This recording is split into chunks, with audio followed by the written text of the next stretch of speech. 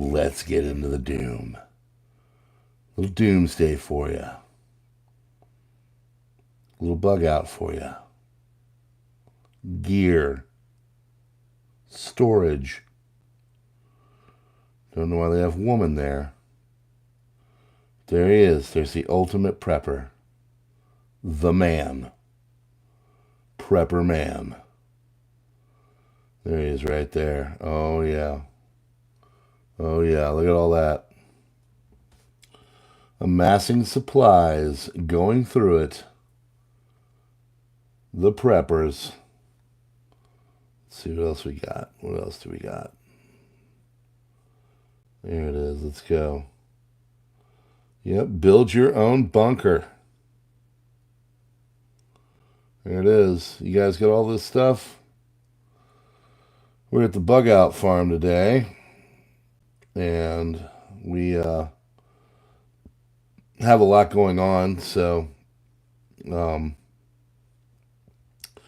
have to redo things. And so we're over for an assessment. And did an assessment on prepping on our prep room and everything, and what we're going to do to move stuff. And the reason why is because, well, the mother-in-law has this crazy idea where she's going to take her property and split it up and then build a new little home, brand new, downsize, pay off her mortgage, and live completely and totally free. Free as in no mortgage whatsoever. Yeah.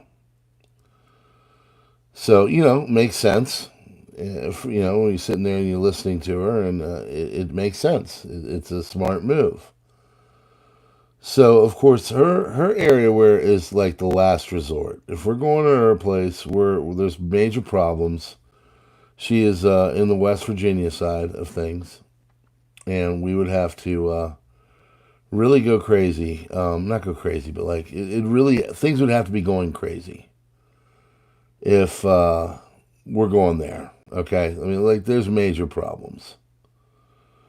So, of course, we have all kinds of stuff there. It's where the majority of our preps are canned goods, perishables, non-perishables, all kinds of stuff like that, right? So, we having a big room in the basement.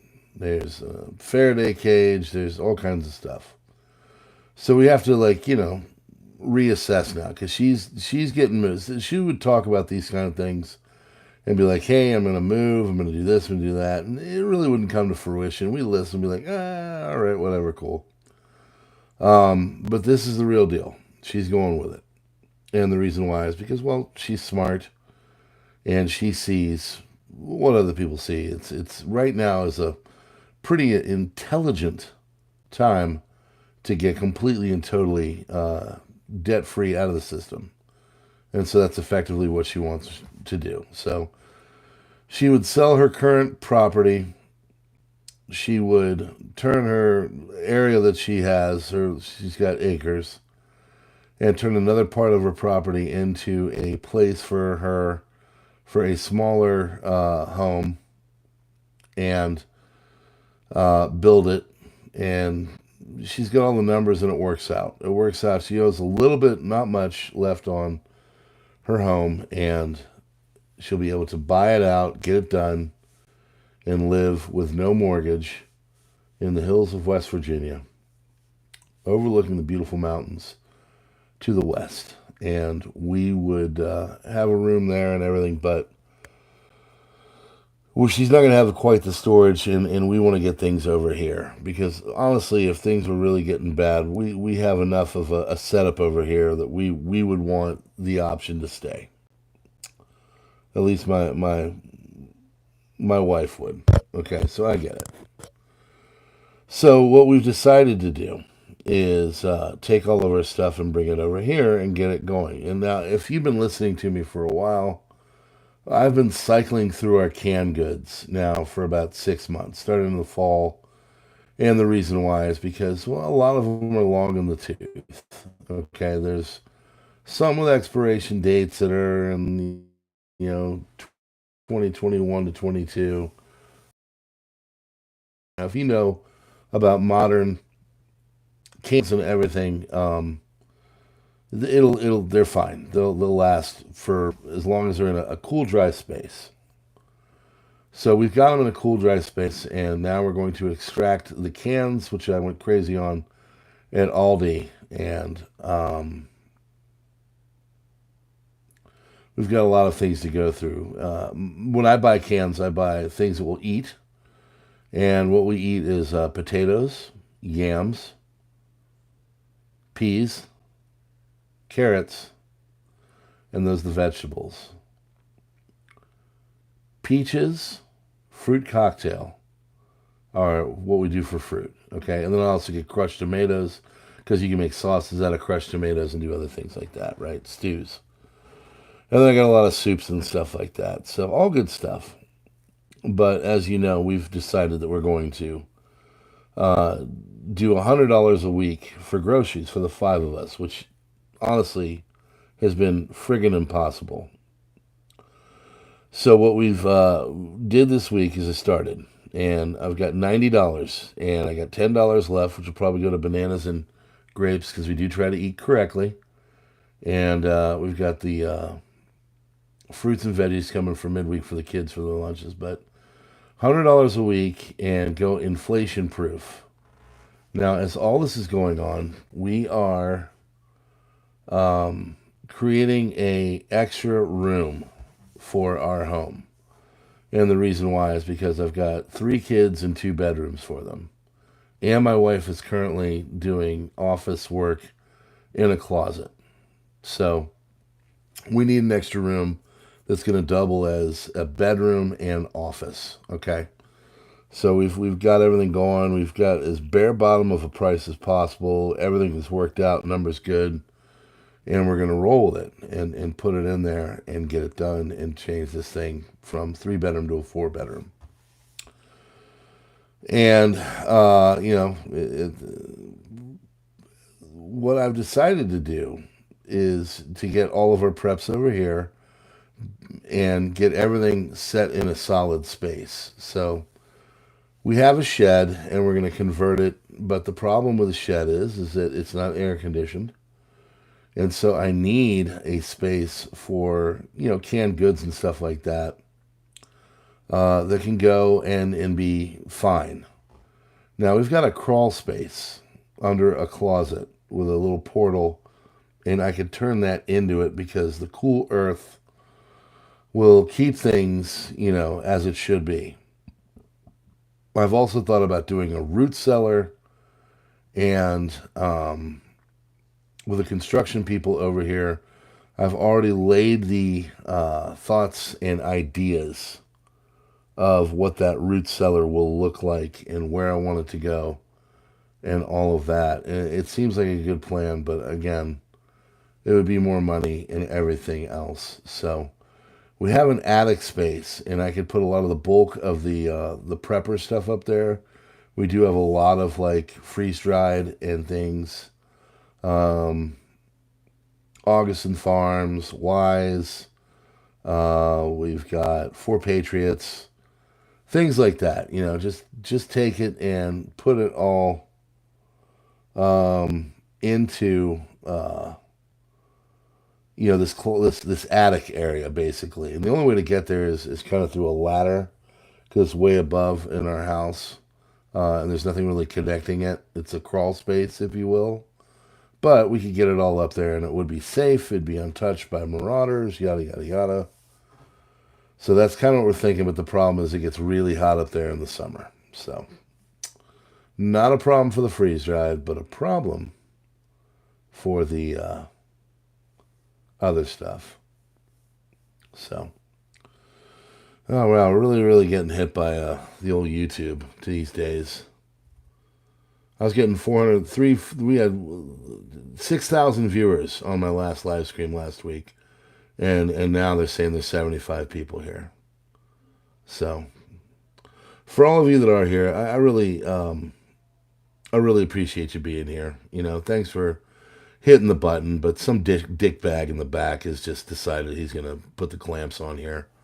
So if you could hit the like button and all that, that'd be fantastic. I don't know what it is with these people, but anyway, moving on. So that's the plan. You know, it kind of looks something like that thing right there. That'd be optimum. So at least the shed would. So I think what I've decided to do is I'm going to disperse it. And by the way, YouTube, I have almost 30,000 fucking subscribers. Okay, people don't believe it. There's only 79 people. Okay, can you at least make the shit look real? Good Lord. So it would kind of look like that right there, where it's got that kind of shelving system. We've got it all, the shelving there, and put it in the shed for the thing. What I'm going to do is put the equipment in the shed. We've got like a solar oven. We've got other things like that. All the equipment in the shed. I'm going to put the freeze-dried stuff up in the attic. And I think what I'm going to do is create there's one closet I could create like a tall, it's a real tall closet. Create like a Highlands Husky. Thanks, man. Yeah, that's for him, you know, because everybody believes it. I love how they get all butthurt because people like to hear what I have to say. Anyway, they're going to be really pissed when the whole thing in November goes down. So, yeah, I think that's what we're going to do. Tools and implementations in the shed. All of the stuff in the attic, the perishables up there. And then from there, we're going to go and we're going to put either create a spot in our utility closet above it where I can put a good amount of stuff on a nice shelving unit, or take that area. Actually, I think I'm going to do it all, to be honest with you. I think I'm going to do it all. I think I'm going to use the crawl space for the shelf, things that need to be shelf stable, because it will keep it cool. It's about 40, 50 degrees there, year round. You know what? I kind of like that too.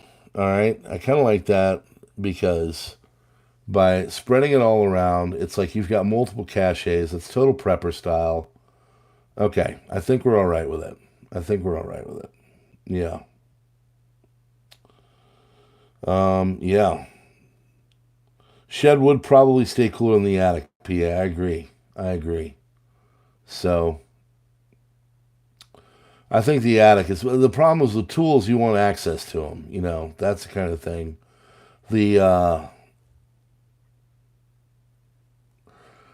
freeze dry, the long stuff, you know, that's like the emergency. You know, we got about 6 months for 6 people because we include grandma. So I think that's kind of where we're at. So anyway, I've been talking about this and kind of plotting this out all day. We went over and we did the whole thing where we saw the preps and talked to grandma, and we're downsizing a lot of stuff. I love it because she's going to go debt free. I think that's wonderful. Honestly, then she'll have more time for us. She won't have to work quite like she does. And then for us, what's cool about it is we're going to have all the preps on hand here. The only problem is that we do have like a big super freezer over there, and I don't really have a spot for that either. But I think what I might have to do with that is maybe either turn that into a solar powered, which will challenge me because I've never done long-term solar. I understand solar power. I built a solar powered Jenny, but it's never been tested for longer than a week. And even that was like with little stuff. So I think that's what we got to do. Take that stuff and use it. And so this is all right. So I've been thinking about all this today, and I was driving home with my wife. I'm talking about how we're being basically pushed to get all of our stuff and start to redo it and renew it and go through it, right? And I said, I think it's God. I think God is kind of telling us that we all know. I think everybody in this chat is as horse crap as this 96 number is. I think everybody knows in this chat that something major is coming, right? Big stuff's coming, and we gotta get prepped. You gotta be ready. So I think it's God telling us that it's time to organize, to go through what was, to get it laid out at our house nice in an awesome way. And then from there, build upon that. Take the ark, reform it, dust it off, renew it, fix all the planks that are out of place, and get ready because the animals are coming. That's kind of what I think right now. I think, we're just at that spot where things are going to really start to get rolling. And,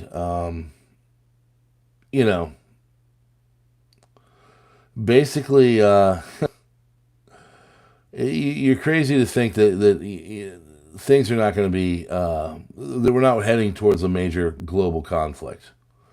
So I was talking to my parents today, and they've got stocks and all that kind of. I love how I get to 99 and then it kicks it back down to 87. Talking to my parents today about, they're into stocks and stuff like that. And they're getting much more defensive, and they have to pay a lot more taxes this year because this year they had a really good year in the stock market because it's all they do. They're in their 80s, they're late 70s, early 80s between the two of them. So what do? They wake up and they play with their money because it's they were good at it when they're in on their own, but now they're in retirement. And tonight I kind of told them, I said, look, you're setting yourself up for major stuff. And thankfully, 4 years ago, in March of 2020, I said, I think the whole thing's going to crap the bed. And they listened. And they took their money out. And they got defensive. They just kind of put it on the sideline. Sure enough, I think it was on the 13th of March, was that Friday, 2020. The whole thing just went south. And it went from like 29,000 to like 16,000, if you guys can remember. And it saved them a lot of money. They've loved me a lot more since. Well, I kind of had that talk with them tonight. I said, tonight, basically, today, nowadays, I think the stock market is real close. And I started talking about all the people, like the Waltons. For those that don't know, all of the Walton children have sold multiple billions of dollars of their stock, like their personal stuff, their Walton stuff, their Walmart. They're selling it. They're going through it. Multiple billions. Bezos has sold a lot. I've heard that Zuckerberg sold a lot. All of these people are selling because, well, they see on the horizon where things are going, and it's just a matter of time. Now, some people, of course, are calling this the mother of all super bed craps, or something on par with 1929 and 1987. For those that don't remember 1987 was probably the worst one ever. It was the Reagan years one where it went really bad. And then, of course, other people are comparing it to the .com. They're saying that, with Bitcoin and all the digitals and all that, yeah, we're going to have a bit of a bed crap coming. And so I think you're stupid. I don't think you're stupid. I think you're remiss. I think you're really not paying attention if you think that it's not possible or it's not probable. I guess would be the better way to put it. So, yeah, I think that's where we're at right now. And what's that going to look like? Well, I don't know. I always have said that I think America in the future is going to look like something out of the movie Looper. For those that don't remember Looper, let's give you a little reminder. Okay. go with images. All right, so let's focus in on this right here. Now, if I remember correctly, that is China. But as you can see, for those that don't remember, it was a dystopian future. The yuan was the currency. China is running the show. And, yeah, the whole world is, in a very precarious place. And that's kind of where I think is going to resemble what we are and where we are and how it goes. Yeah. A lot of strange drugs, a lot of using gold and gold is what the loopers use. So that's what I see, folks. I see a system where the American dollar is no longer king. Gold is still, what it should be, the currency of currencies. But then again, you've got this. This is what we need. The food. Yeah. So yeah, I don't know. What do you think? What future movie do you think we're going to look like? Now, of course, there's people that believe that it's all done psychologically, projection, to make us think that the world will look like some kind of a dystopian nightmare. But I think that it's more about economics and everything, and what we're going into is going to be a dead, nasty time of economics. And so because of that, well, that's another thing. One of the things we have over there is the safe. We're getting actually not one but two big safes coming into the house. So I was trying to heft and figure out how I'm going to do that. So, but I'm actually kind of glad about that, because the safes are, I think actually the one that's a smaller safe, I think I'm going to have a safe inside of a safe. So if everybody tries to crack it, it's, yeah. What was the one where the feds had like the back door? I've never had like the super large one. I've always had a Sentry safe. Sentry.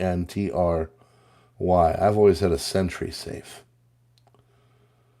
But what was the one where the feds like could hack Liberty safe? Thank you very much.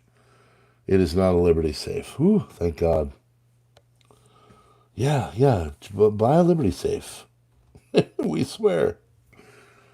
Oh man, so much of what's going on right now is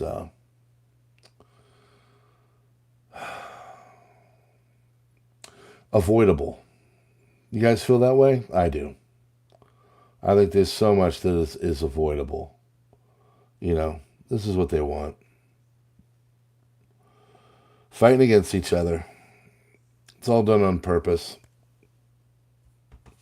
It's all avoidable too. I sit there and I hear the politics of things. I mean, most people want the same thing. We really do. Just want to be left alone. Live our lives and love our families and do what we love. But taxes are really bad this year. Anybody getting hit with a nasty tax bill? My parents got hit with a nasty tax bill. We are getting hit with not a nasty tax bill, but we generally have always gotten money back. And this year, there's no money back. In fact, I owe about $400 or $500. So now, according to Dave Ramsey, and I like Dave, that is the best way to be. The best way is to kind of be on the zero level. So if you owe taxes, you want it to be minimal. If you're getting taxes back, you want it to be minimal, right? That is the goal, according to Dave. And Dave knows his stuff. Dave's gotten a lot of people out of their misery, their debt slavery, through his debt snowballing and all that kind of stuff. So I don't know if your taxes are didn't file. Okay, so be careful also on that watchdog kennels. Evidently, the IRS is really going after people that don't file. Okay. Now, I don't know what your circumstances are. Maybe you don't have to file. That's a possibility. But evidently, the IRS is really going after people that are not filing or file late or whatever, right? So that is something you should be looking out for. We were talking to our neighbors, and they said that right now a lot of insurance companies are taking drones and flying overhead of people and basically plotting out people's living areas. Are they storing, different things? How many vehicles do they have? Are they lied on it? Are they registered? Getting all this technology, they can do all this stuff. What's the house look like? What's the yard look like? Is there a bunch of junk? Do they have chickens? What's that building over there? What's in there? Oh, that's your shed. What's in your shed? It's called privacy. I don't have to tell you what's in my shed. There's rakes, bro. Back off. This is where we're going. The privacy is getting less. The infiltration, the looking into everything, the accusations. Our neighbors said that they had sheriff come over because they had an outbuilding that had a black roof. And evidently the illegal herb growers, the ones that are not growing the herb like the feds are, because that's the new deal. Now the feds are growing it, so naturally you can't be in on that market, right?